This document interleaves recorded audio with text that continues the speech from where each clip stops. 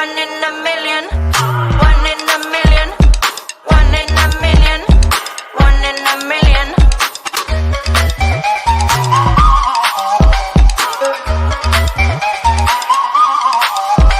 I know it's me you see through the shadow, my reflection. The meaning of your being is you can't resist my nectar. You've tuned into What's in Your Closet, presented by Sizewise Closet Coach. It's our bi-monthly online meetup where your closet intersects with style, sustainability, and technology. Have you ever looked in your full closet and said you had nothing to wear? Do you cringe at the thought of shopping? How about finding the right size? Guess what? You're not alone. You can make your wardrobe align perfectly with your lifestyle and values with our virtual closet audit services. You'll always have something to wear. If you're looking to revamp, declutter, or spice up your closet, you've come to the right place. Our chats are about style, sustainability, and confidence. Get comfy, grab your favorite beverage, and let's figure out how to create a wardrobe that works for you. Let the transformation begin. Hey, good afternoon, everyone. Thank you for joining us on another live episode of What's in Your Closet. And today we are graced by our lovely guest, Irene Gabelnick. She is a best-selling author and a business consultant. Irene wrote The Podcast Power, the zipping it up guide to landing a podcast and radio interview fast. She's passionate about helping professionals amplify their voice. Her expertise in sales, media, and marketing, coupled with the knack for storytelling, has made her a sought-after consultant for those looking to make a significant impact through writing and media. Welcome, Irene. How are you today? Hey, Damien. I'm great. Thank you so much for having me. Such a fun show you have. I love it. Yeah, thank you. Thank you. It's a new concept, and the idea here is to help individuals with their closets. We help them shape their closets to fit their unique bodies and lifestyle. And this show is designed to help us have uncomfortable conversations about the space and how we show up in public.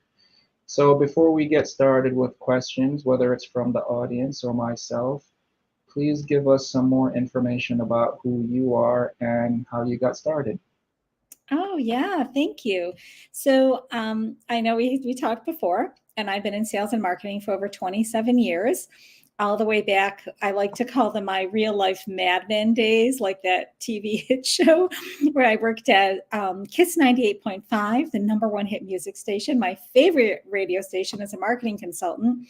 So we worked with a lot of ad agencies and things like that. I had some pretty big accounts like Nabisco, and sure you've eaten something that they've made, all the way through to my 10 years as a successful realtor before I entered the digital marketing space.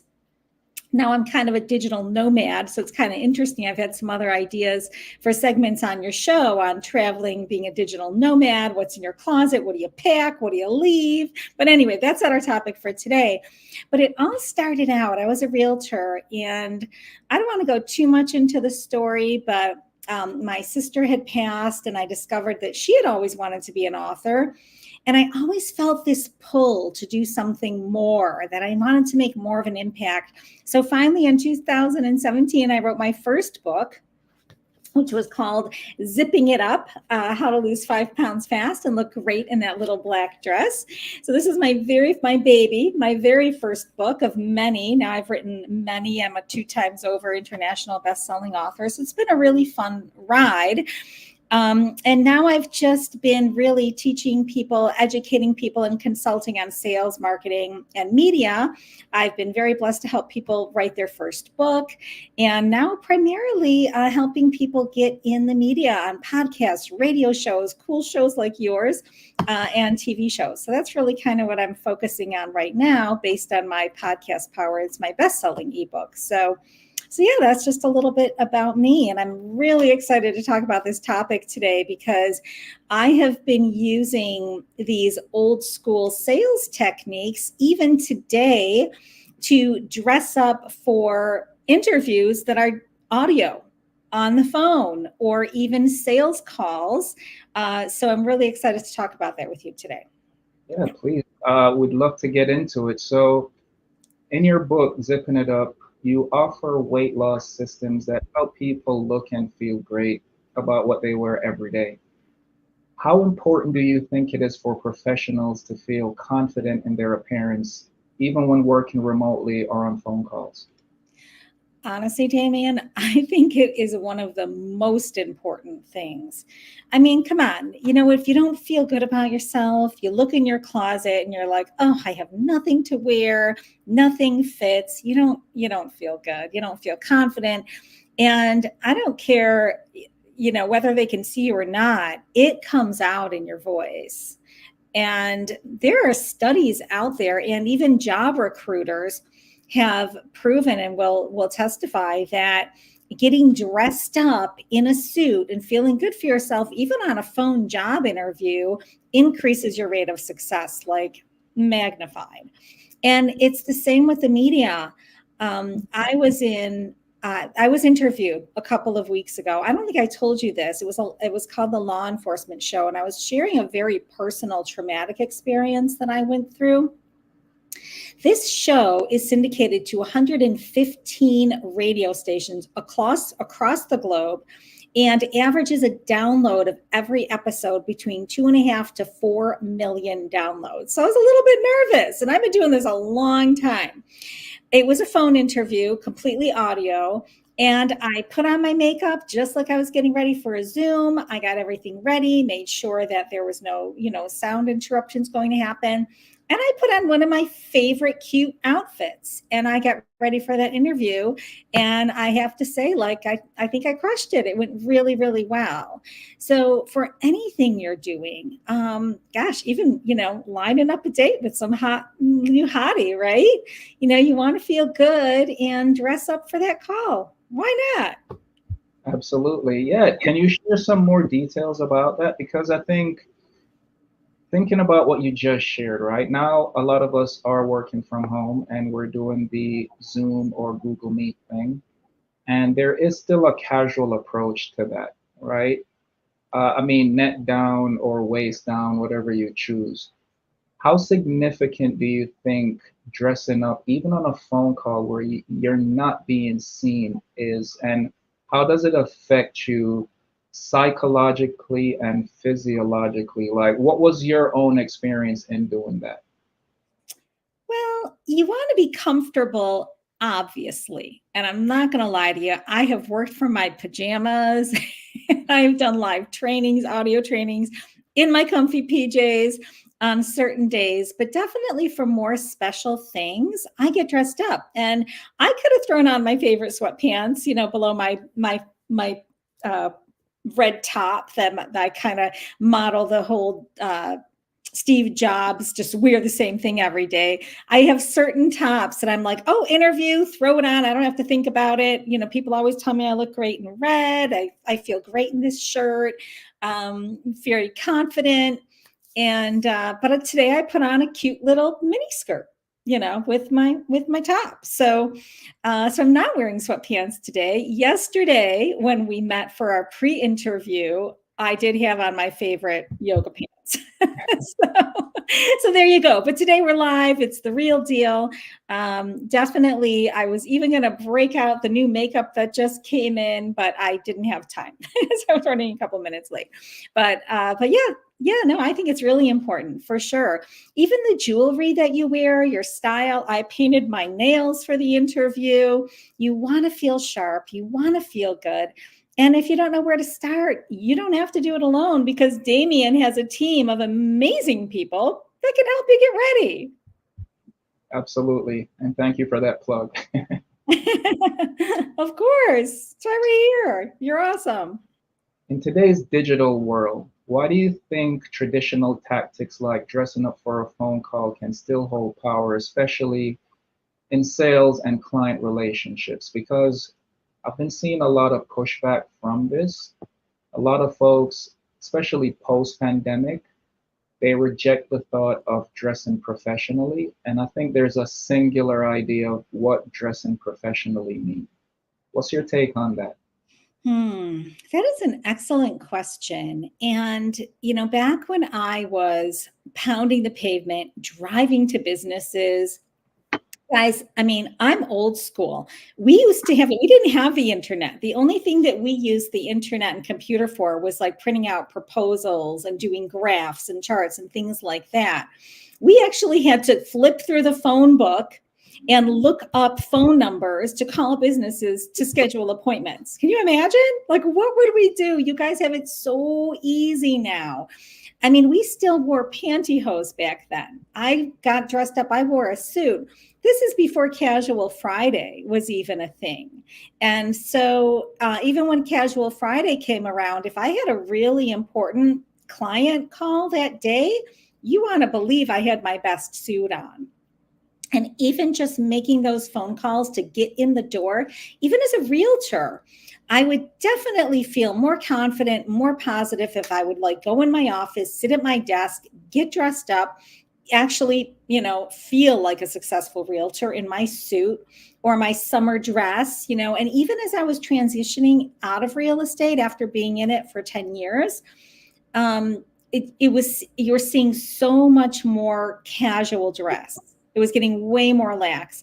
And I personally, I mean, unless I was working with an investor and we were looking at foreclosures and I knew there was going to be, Spencer was 4 feet of water in the basement, there would be dead bats in the attic, then I would wear my jeans and boots or something for certain clients. But even then, I still preferred to dress up. And that's probably why I was as successful as I was in the real estate business, and am today. And I truly believe that feeling confident on a phone call, they can sense that confidence, and I can close a cold client on one call. And it all has to do with how you feel about yourself, your ability, your capability, but also just how you just feel about your appearance and, your overall feeling. Did I answer your question? You absolutely did. And here's the difficult part that I've been witnessing a lot, especially since starting this brand. The word confidence is very elusive, especially when it comes on to clothing. So, how would you define in your own experience, if you can put a finger on it, what does confidence mean to you? And when you say dress for confidence, can you elaborate on that? Confidence, well, really how you come across. Are you coming across bold? Are you coming across, do you feel beautiful? Do you, love yourself? These are all important things. And I'm not going to lie to you, I have had to work, especially starting your own business. Wow. I mean, talk about a wake-up call. It's one thing when you're working for somebody else, you're going to get a paycheck, even if you're on commission. But when you have to show up for yourself and your own business and all of the challenges, and this, Damien, that you come across every single day, it can be challenging. And especially now with social media, with all of the haters. I took a few minutes this morning to watch this, a little bit of a show where they featured Sarah Blakely, Elon Musk, and Jay-Z were the three people that they were talking about, and the challenges they've overcome to reach their billionaire, multi-billionaire success. And it was really, really interesting, because we all go through such crazy challenges, and you have to remain confident in order to push through all of that, especially with the naysayers. The one girl got on there and she said that, people would literally, she became this big YouTube star. It started dwindling into the other show while I was getting ready, like the next episode. And they're showing these YouTube influencers, and she would get messages from people who would say, you should die and things like that. When you're putting yourself out there on podcasts, in the media, on social media, it can be very, very challenging and scary to have people say such horrible, hateful things to you. So you really have to have that inner love for yourself, that inner confidence, and really hold true to your own beliefs that you really are awesome, that you really are awesome. And every single one of us is awesome in our own unique and interesting way. I don't care if you're the trash collector some of the nicest people I've ever met, and everyone's important. And if you just treat every single person like they're the most important person on the planet, that will take your confidence to a whole new level, because people will pick up on that and make you feel like $1,000,000 too. I love that answer. Thank you.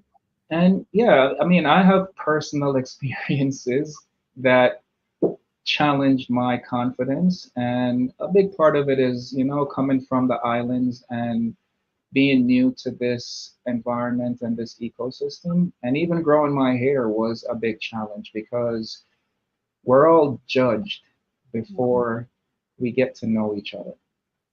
And I think that's the thing that keeps us isolated and keeps us from pushing forward. And I think clothing is honestly one of the easiest ways for us to add that sort of attractiveness to us and push us further into whatever path or journey that we're looking for.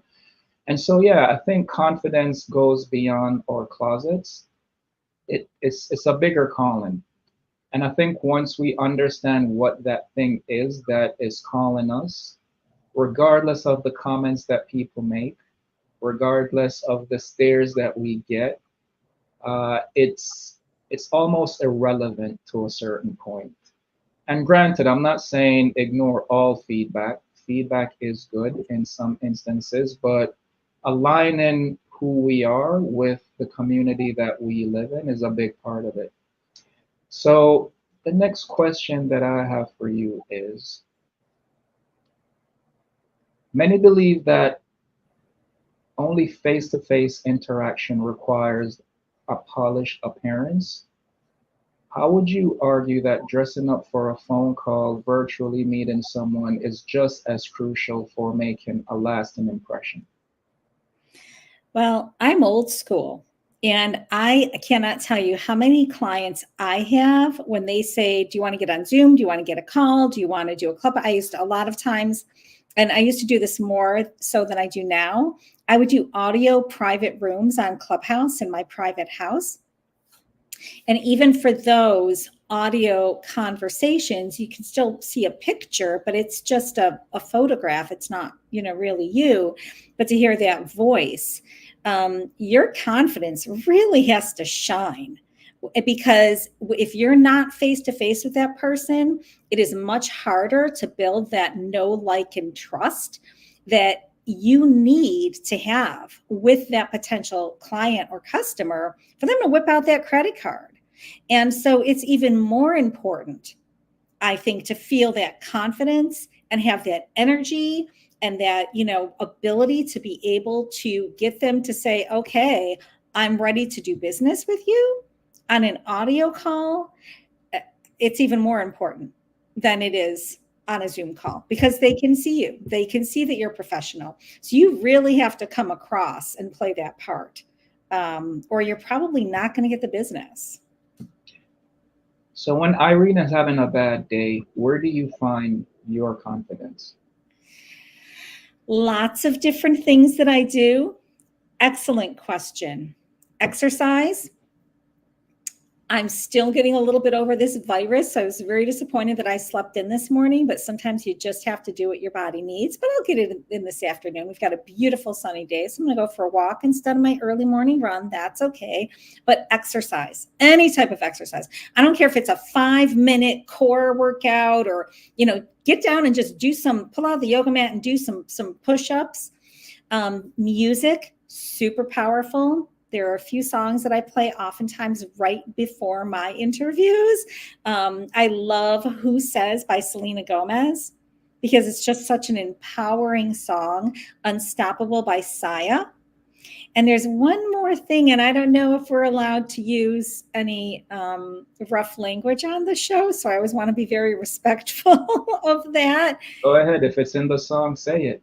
Oh, well, it's not a song. So this is something that I learned from my Get on TV boot camp fam, because I never claimed to know it all. And whenever I surround myself with other people getting in the media, getting on TV, getting on more podcasts, it pushes me to level up too. So every opportunity I take. So I learned this from one of the founders of Super Connector Media. Her name's Jen Gottlieb. I'm sure you've heard of her. She's a keynote speaker. She's amazing. And she taught us this thing called the badass list. Now, you can call it whatever you want. You can call it your accomplishment list or whatever you're comfortable with. But what you do is you jot down, just take some time, 10, 20 minutes, and write down all of your accomplishments. And they could be big or small.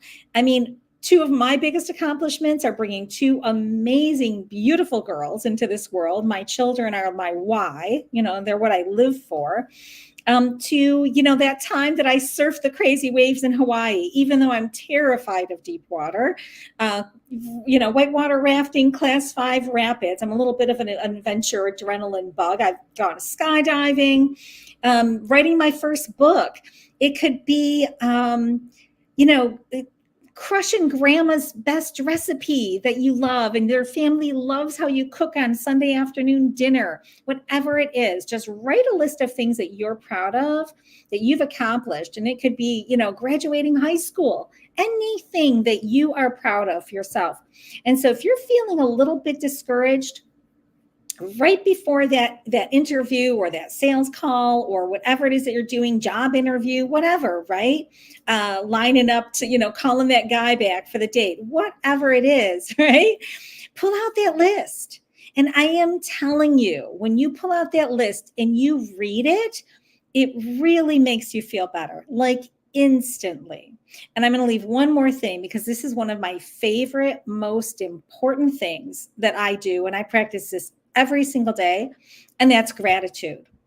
And there's a magic number for me. I found my magic number. Some people say just keep going, keep writing stuff. Other people like Marie Forleo, I think, will tell you get more in depth, pick one thing, and then write all the reasons why you're grateful for that one thing and really feel the love. For me, 3 is the magic number. If I'll either text a friend and say, I'm so grateful for this, I'm grateful for this, I'm grateful for that. And I actually have a book, a journal. I pull it out, my gratitude journal, and I just write down 3 things that I'm just so grateful for right now. And when you're in a state of gratitude, you can't feel anything else. You just feel so grateful for those things. And it just really, really flips that switch and puts you in a better mindset, frame of mind. I agree with that 100%. And you did answer a question I had, how long is the list? And I think 3 is a magic number. So is it a list that you keep updating, refreshing? Does the number increase, decrease? And how often do you normally update that list? Because I love the idea. I say the same things a lot. You mean my badass list? What does your list look like right now? Oh, you know what? I haven't looked at it in a long time, so I guess I'm doing okay. Right? Gosh, I'm curious to pull it out and see the things I've written. It's always so much fun. And I haven't needed to use it. So I guess I've been doing a little bit more gratitude than, my accomplishments. But I guess this week, I'm really, really grateful for all the results that I've gotten my clients this week, getting them booked on podcasts, radio shows, TV, getting them to extend their contracts with me because they're so pleased with the work that we've done. Those are my biggest wins of the week. And it feels really, really good to hear people say, Irene, oh my gosh, you're thank you. That was great. This, I'm seeing results. Having your clients refer you to a friend and, saying, oh my gosh, I have somebody else that, really needs your help. All those things for me have been my latest, most joyful accomplishments. That's awesome. And yeah, I think while you were saying that, it made me realize that sometimes we think the things we have to be grateful for are out of reach or it's in a vacuum that we're not accessing. And I think the things that we can be grateful for are closer than we think. And the reason I say that, because I was listening to a track from one of my friends recently, and I don't think I've ever listened to the track that closely before. And what I realized in listening to it was I need to reach out to this person and tell them how talented they are. So it's a couple of friends. They're in a band called Black Violin, and yeah, they produce awesome music. And speaking of even closer, our engineer today, Robert Ranieri, like he always shows up unexpectedly. He always shows up when the phone rings. And I think these are the things that we should appreciate more, and embracing them and holding them close. I definitely see them giving us confidence to move forward.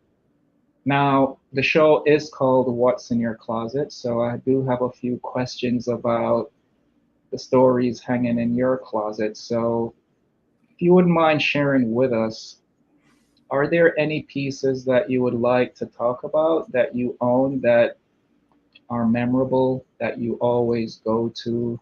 Do you have any vintage pieces? Do you have anything from your mom or parents or hand me downs that you can just never let go of? I'll leave it to you to share what you're comfortable sharing. I love that question. And we actually talked about this yesterday. And there's just something about this dress that I have. It's olive green. It matches my eyes. I know sometimes people say my eyes are blue. Sometimes they look blue, but when I wear green, really brings the green out in my eyes.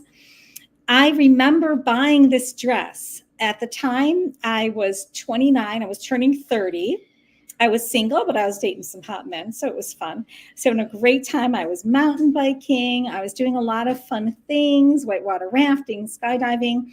At the time, I was a not a digital nomad. I was a road warrior. I was in medical sales. I had a great job, a great career. I loved my car, my apartment. It was just a very, very happy time in my life.